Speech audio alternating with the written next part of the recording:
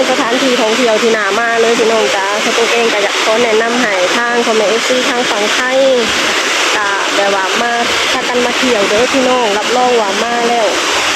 จะแบบว่าคุ้มที่ได้มาเลยพี่น้องในสตูกระเสือเลยนะพี่น้องว่าทางพี่น้องชาวไทยหลายๆคนน่ะจะต้องเคยมาอย่างแน่นอนเนาะพี่น้องเพราะว่าน้ำตกนี่ก็เป็นน้ำตกที่ค่อนข้างดังของ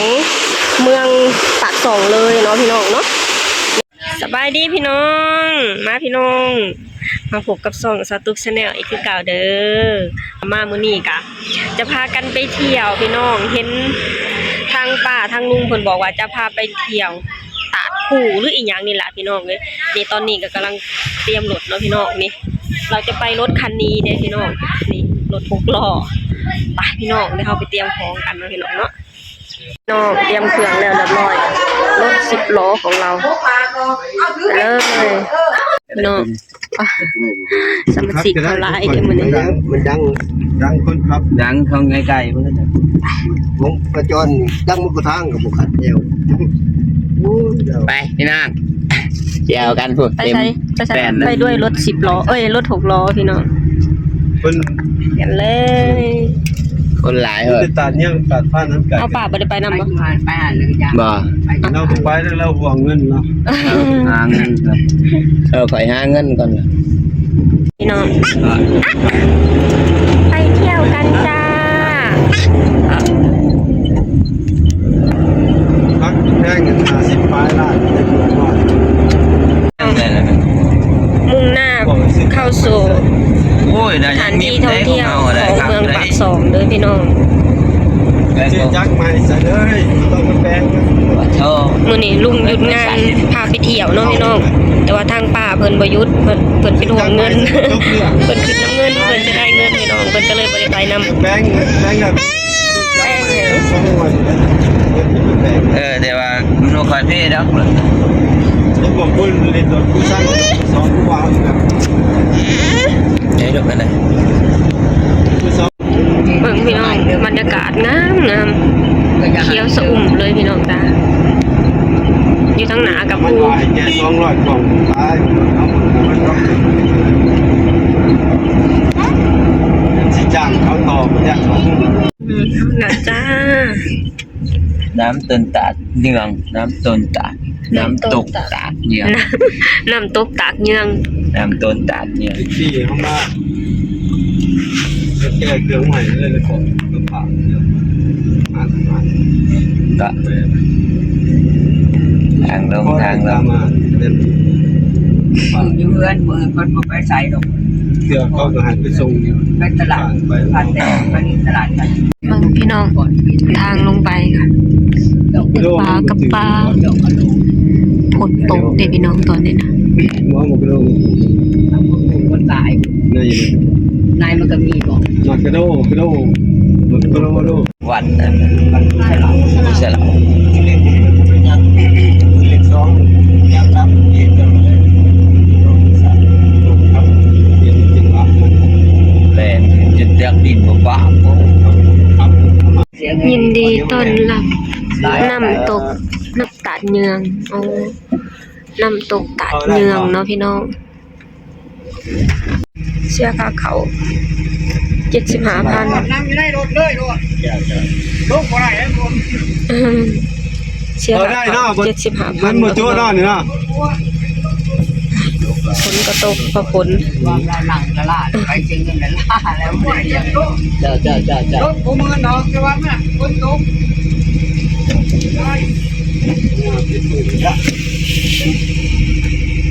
มันงามได้หน้าฝน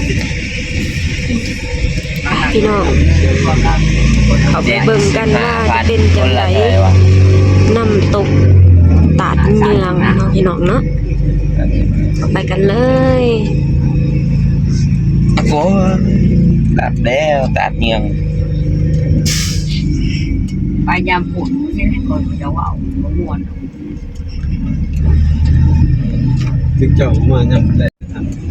เด็ดนี่ไว้เดี๋ยวว่าอยู่วันทำปลาเชื่อมเองทุละแสนปีละแสนปกตินะเก็บแพงหมดถึงเที่ยวเขาบ่เก็บ เขาจะเอาเงินในใส่มาสอบแซม แม่ของเขาพัฒนาประเทศ แจ้งแต่ละกระยาเขา สถานที่ มันมีที่เหมาะสมตามไปเทพ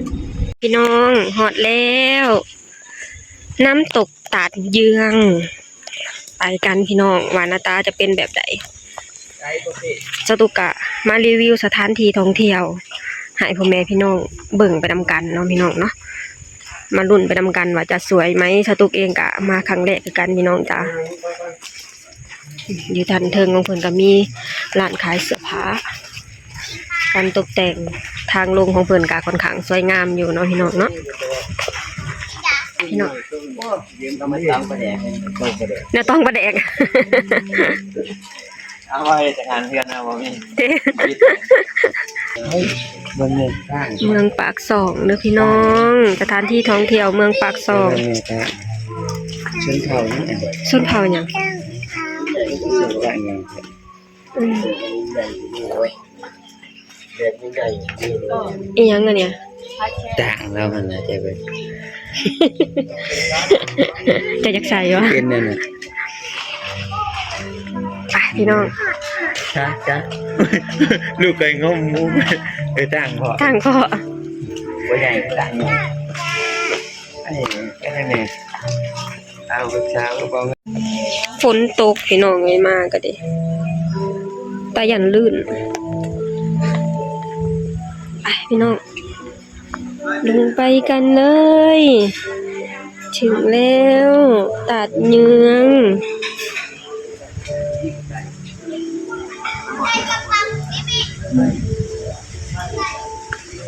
เจ้าจัก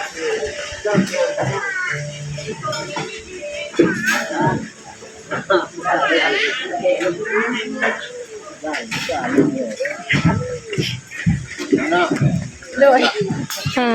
สวยอ่ะพี่น้องธรรมชาติธรรมชาติสวย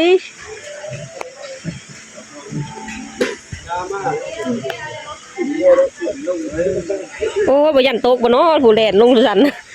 พลาดล่มเจ็บเด้อน่ะ อย่าดื้ออย่าแลนลูกเนี่ยน้ำจับเลยอ่ะ งามพี่น้องเมืองธรรมชาติสวยงามทางลงก็จะเป็นบันไดลงเนาะพี่น้องค่อนข้างสั้นเติบอยู่มีหอมมาสบุกะลงบันไดเนาะมีหอมมามันนี่ก็ยังให้มีหอมมานำอยู่เด้อพี่น้องเลยให้มีหอมกับมีเสิร์ตว้าวโอ้เฮาอยู่เทิงน้ำตกนี่นา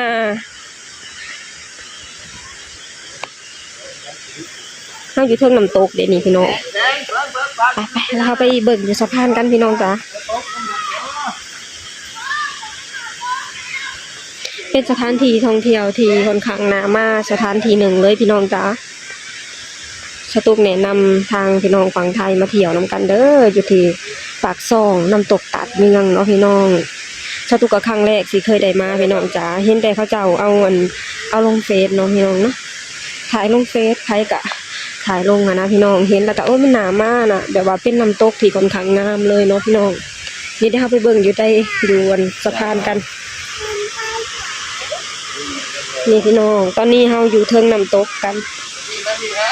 เดี๋ยวแป๊บนึงไปเบิ่งนี่ก่อนนี่พี่น้องเฮาอยู่เทิงน้ำตกแบบนี้เลยพี่น้องจ้านี่เนาะนี่ไหลลงมาจากทางนั้นเนาะพี่น้องเนาะได้มาถึงถิ่นดินแดนน้ำตกตาดเยืองเนาะพี่น้องไปเดี๋ยวเราไปเบิ่งข้างลุ่มกันพี่น้องจ้าไปเบิ่งน้ำตกแบบเต็มๆตากันพี่น้องว่าจะสวยขนาดไหน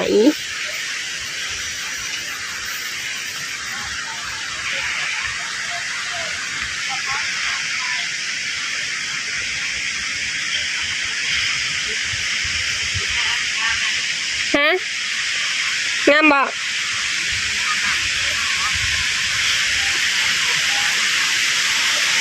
มันต้องลงไปเบิ่งอยู่หลุมบ่แม่นบ่จะงามไปลงไปเบิ่งอยู่หลุมมาพี่น้องนี่สวยไปเบิ่งอยู่หลุมกันพี่น้องจ้าไป พี่น้องโอ้เส้นทางลงค่อนข้างสั้นเลยพี่น้องจ๋าไปดีแต่เขาเจ้ามีราวให้จับเนาะพี่น้องเป็นแบบนี้เลยคะแนนพามีหอมมานี่คือ1 ชั่วโมงเพื่อสิฮอดบ่อนพี่น้องเพิ่นยันตกตามภาษาคนเฒ่าเลยนะพี่น้องไปเราลงไปกันเลยจ้า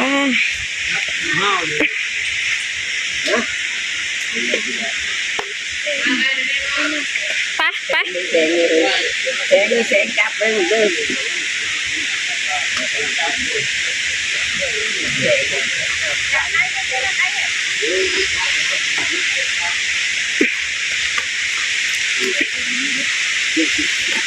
อยู่รอบๆเป็นป่านะพี่น้องอันนี้น้ำไม้อย่าง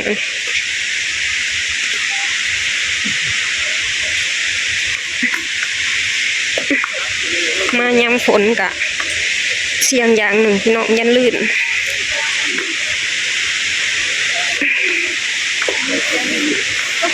ว้าเสียงน้ำตก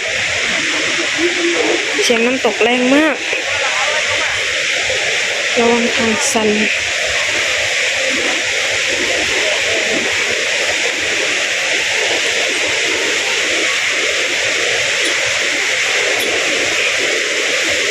เสียงน้ำตก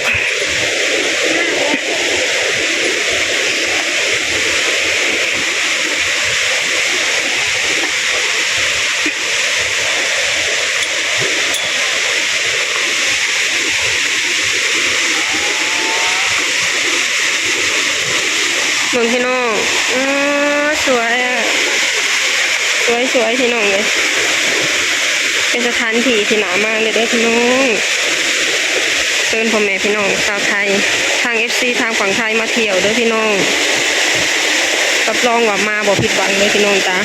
เป็นธรรมชาติที่จัดสรรธรรมชาติที่ค่อนข้างสวยงามเลยพี่น้องน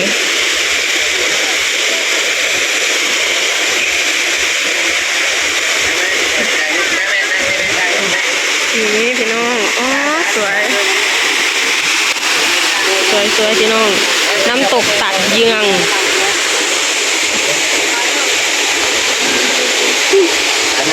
สวยไปได้ไหมมาสิ่งที่สำคัญเราต้องถ่ายรูปเป็นที่ระลึกเนาะพี่น้อง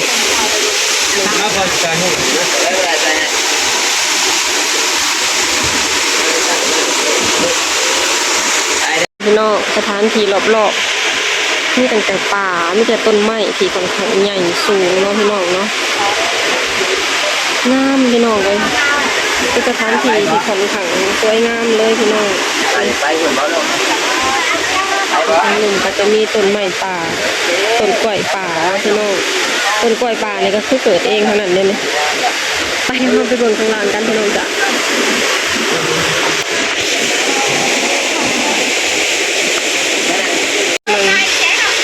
อันนี้น่าจะคนจีนเนาะพี่น้องจีนหรือเบียดเพิ่นก็มาเที่ยวด้วยพี่น้องเลย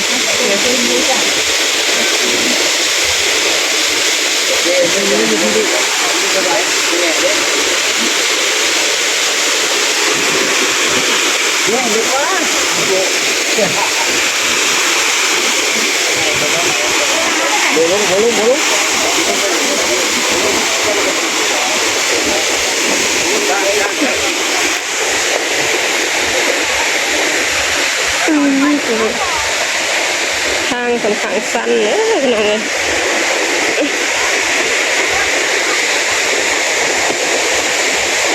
นี่ลืมยืนอยู่ขุดได้จากทาง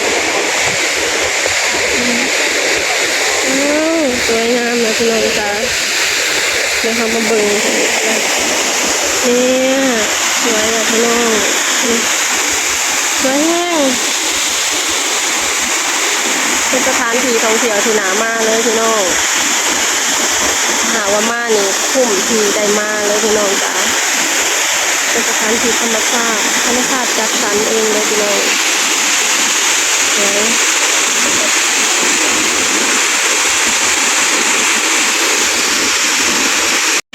งามพี่น้องเลย สบายดีพี่น้องโคตรงามเลยพี่น้องเลย งามเนาะ งาน แต่ว่าเป็นธรรม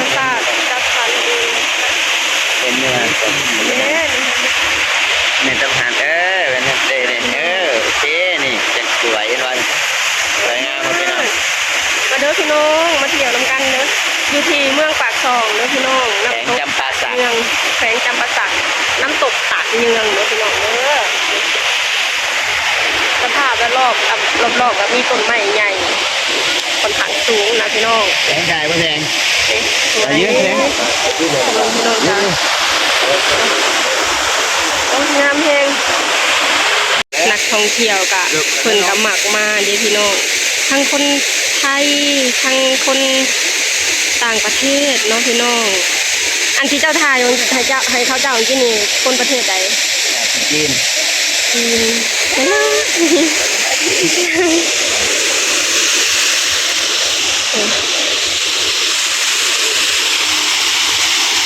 สวยพี่น้องเลยมีทางไหนลงอีกได้ไหม เนี่ยลงไปแล้วอะเนี่ยลงไปแล้วเป็นภาพจับ มีถาดบอก อ้าวมันจะมีภาพเป็นมีภาพจับแรกขาแบบนี้เลย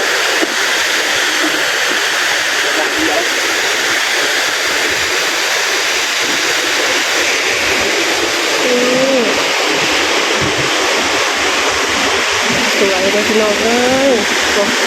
อยู่รอบๆก็มีต้นไม้ใหญ่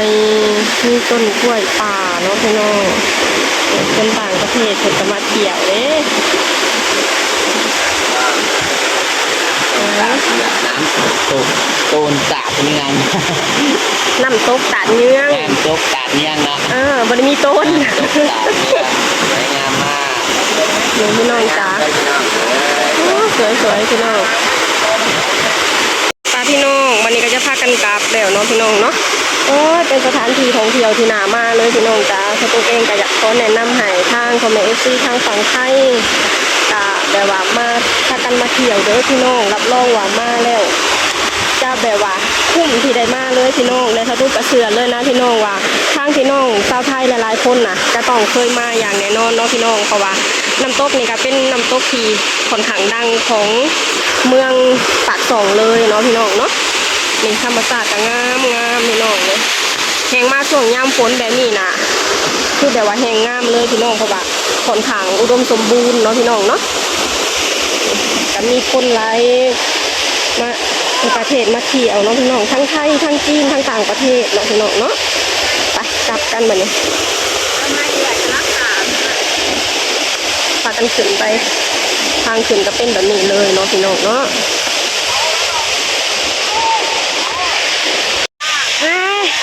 คุ้มที่ได้มาพี่น้องบรรยากาศสวยๆเบิ่ง ตำแรกและความเหนื่อยเหนื่อยล้าขึ้นกันมาเนี่ยขึ้นแล้วก็ลงแล้วก็ขึ้น คือว่าตอนลงคือแบบนี้วะ ทางขึ้นเพียงสั้นกว่าเก่าเหรอไปต่อ ใครอยากลดหุ่นมาพี่เด้อ สั้นเฮงอะไรพี่น้องเลย ใครอยากลดหุ่นแล้วมาลดอย่างคือจะ10 รอบนี่บ่ยาก ผู้ที่ตก บ่ยากบ่ยากกินน้ำยาลดน้ำหนักเลย มาโหลดดอกผู้ที่ตก ฮะ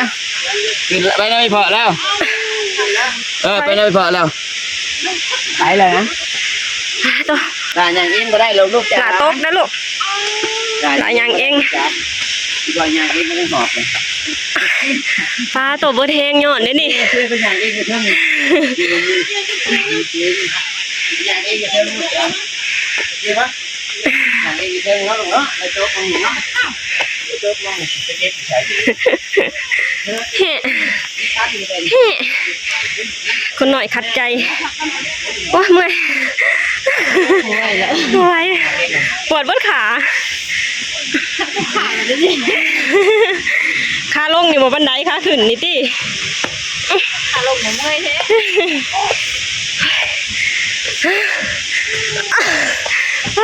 ปวดเบิดขาน้องพี่น้องคนก็ทยอยมาหลายอยู่เด้มื้อนี้อากาศเป็นใจร้อนบ่ฮ้อนเนาะพี่น้อง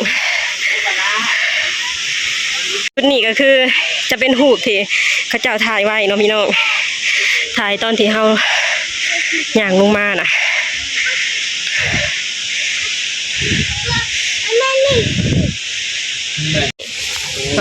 หูปหนึ่งพี่น้อง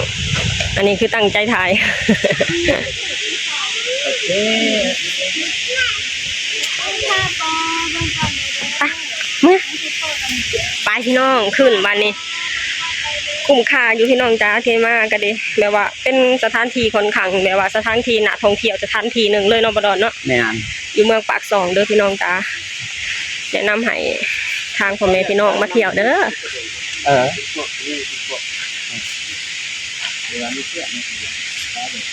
วันนี้จะพากันขึ้นพากันกลับแล้วเนาะพี่น้องธรรมศาสตร์กับมื้อนี้เป็นใจขนาดแดดกับบ่แดดแดดมานิดหน่อยมาบางช่วง